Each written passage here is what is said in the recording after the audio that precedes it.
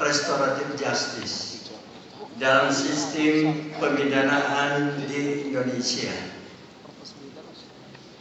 Judul ini atau topik ini sangat menarik sebab memang sistem hukum di Indonesia sekarang ini sedang berwacana untuk melaksanakan sistem restoratif justice, yang mana sistem pemidanaan sebelumnya dianggap sudah tertinggal. Untuk itu perlu saya membacakan isi daripada paradigma restoratif justice. Pendahuluan. Sistem peradilan pidana merupakan suatu proses penegakan pidana yang memerlukan kerjasama dari beberapa institusi yang secara fungsional berdiri sendiri, namun bekerja dalam satu jaringan yang terpadu dan saling mendukung untuk tujuan yang sama, yang biasa kita dengar dengan integrated criminal justice system.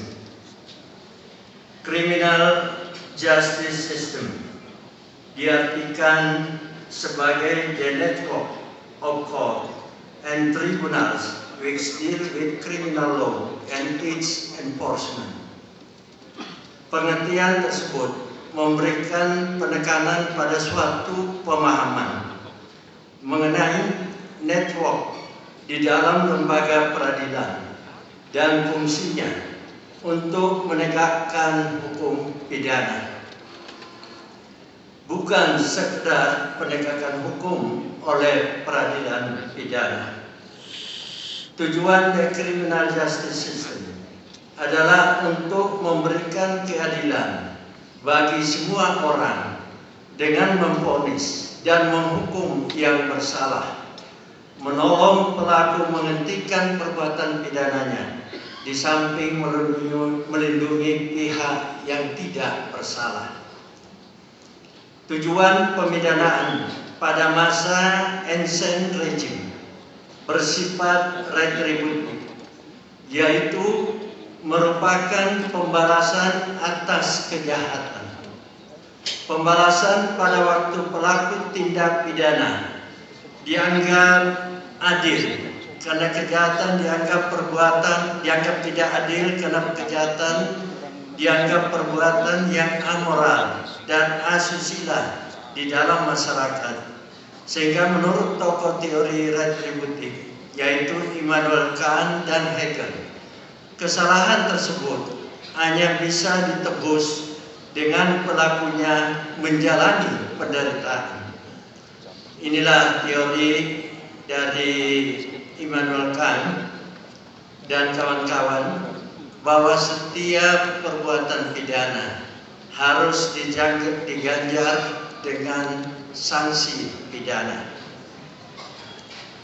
Selanjutnya ditandai munculnya kritik keras dari tokoh aliran klasik Cesare Beccaria dan Jeremy Bentham terhadap tujuan pemidanaan dalam teori retributif.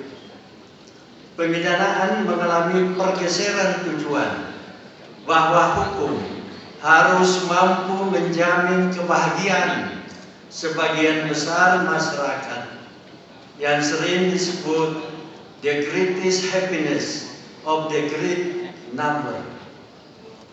Sehingga tujuan pemidanaan adalah penanggulangan tindak pidana melalui upaya mencegah seseorang untuk melakukan kejahatan dan bukan menjadi sarana balas dendam masyarakat. Ini juga dikenal sering di dalam buku literatur dikatakan bahwa the purpose of punishment is to deter persons from the commission of crime and not to be provide social revenge.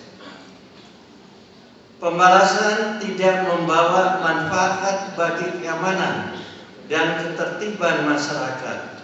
Karenanya, lebih baik melakukan upaya preventif daripada melakukan pemidanaan.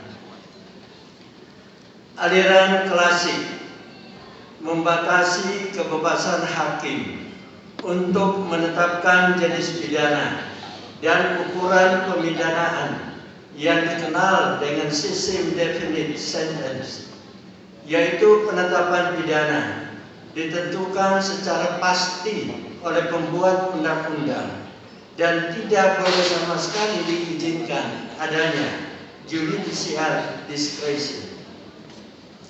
Perkembangan pemidanaan selanjutnya adalah munculnya aliran neoklasik yang mulai mempertimbangkan individualisasi pelaku kejahatan karena merasa pendekatan yang dilakukan oleh aliran klasik terlalu keras dan pada realitasnya tidak mendatangkan keadilan. Di antaranya pada aliran klasik telah menyediakan perlakuan khusus bagi anak-anak yang melakukan kejahatan. Aliran neoklasik menginspirasi kinerja sistem peradilan pidana pada abad ke-19 sampai saat ini yang memasukkan pengakuan terhadap keadaan-keadaan yang meringankan pelaku dan diskresi pengadilan dalam pemidanaan. Kemudian pada sekitar tahun 1960 berkembang suatu aliran filsafat dalam sistem peradilan pidana yang menekankan perlunya memperbaiki